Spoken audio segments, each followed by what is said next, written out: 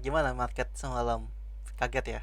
Tiba-tiba terjadi penjualan atau selling pressure di BTC ya, dan mengakibatkan beberapa cryptocurrency juga dump gitu. Ya, aku di sini mau kali ini aku pengen jelasin dan mungkin beberapa alasan kenapa BTC bisa dump tadi malam. Oke.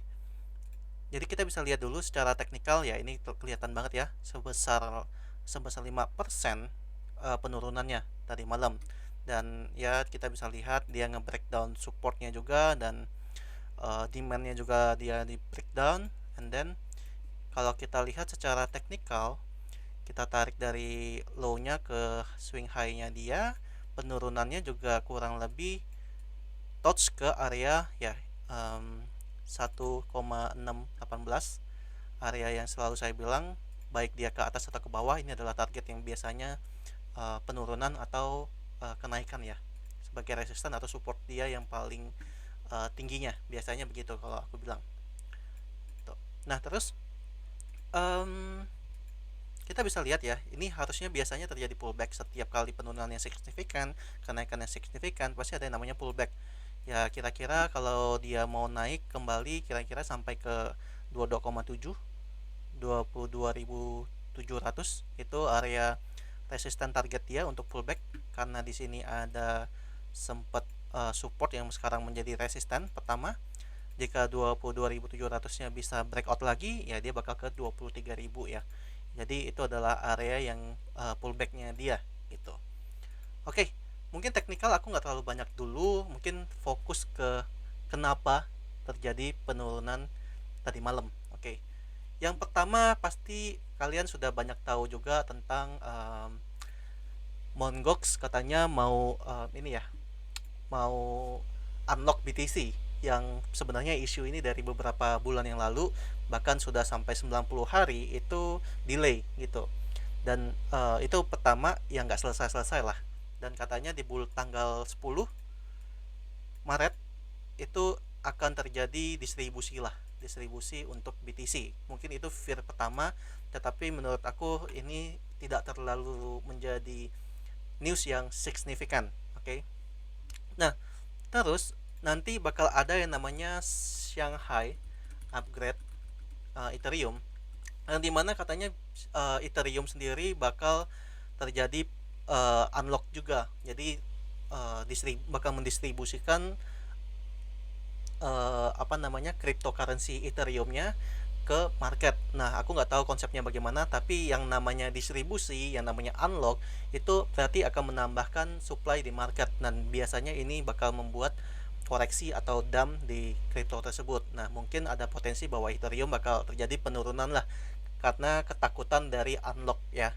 Istilah unlock itu biasanya sangat tabu lah kalau di cryptocurrency, karena pasti orang-orang berpikir ini bakal didistribusi gitu. Itu yang kedua. Jadi yang pertama soal Mt. Gox, kedua soal Shanghai upgrade, ketiga itu uh, penurunan ini terjadi ketika opening market Asia, teman-teman. Jadi ketika opening market Asia dibuka, itu penjualan cukup besar. Nah, alasannya sebenarnya ada juga. Itu alasannya sebenarnya karena kasus dari news Silvergate yang men-trigger sehingga BTC itu turun 5%. Nah, Silvergate itu adalah apa? For your information ya, aku nggak bakal terlalu baca semua ini, jadi kalian bisa cek ya berita ini. Tapi yang pertama adalah Silvergate itu adalah sebuah perusahaan ya, yang dimana um, dia adalah bank yang fokus pada industri cryptocurrency dan blockchain. Oke, okay? Bank yang fokus pada cryptocurrency dan blockchain. Ya udah pasti ini bakal sangat berpengaruh ke cryptocurrency ya. Nah, cuman yang mau aku poin yang aku mau sampaikan adalah ini, kalau kalian lihat di ini ya, stoknya Silvergate Capital Corporation ya, NYSE ya, kita bakal lihat dalam satu hari, dalam satu malam, dalam satu hari itu terjadi penurunan di Silvergate Capital sebesar, oke, kalian lihat di atas yang warna yang di sini ya. Nah, kalian lihat minus 57% dalam satu hari. Jadi stok dari Silvergate Capital ini minus 57% dalam satu hari. Alasannya kenapa? Alasannya adalah karena ya salah satunya karena eh, yang memicunya itu karena Silvergate tuh mengumumkan semalam tentang eh, mengumumkan soal bahwa mereka itu di kuartal ke pertama ini terjadi penurunan penurunan apa namanya, intinya mereka lagi minus lah. Jadi mengumumkan hasil kuartalnya itu bahwa di bawah ekspektasi. Itu sorry, kuartal 4 kemarin. Jadi penutupan bulan tahun kemarin dia umumin soal bahwa eh, minus kurang lebih 20% di kuartal keempat. Jadi ya itu menjadi apa namanya, menjadi trigger juga bahwa si Silvergate ini terjadi minus sampai 57% semalam gitu. Dan of course ini bakal menjadi impact yang dimana membuat cryptocurrency menjadi takut ya.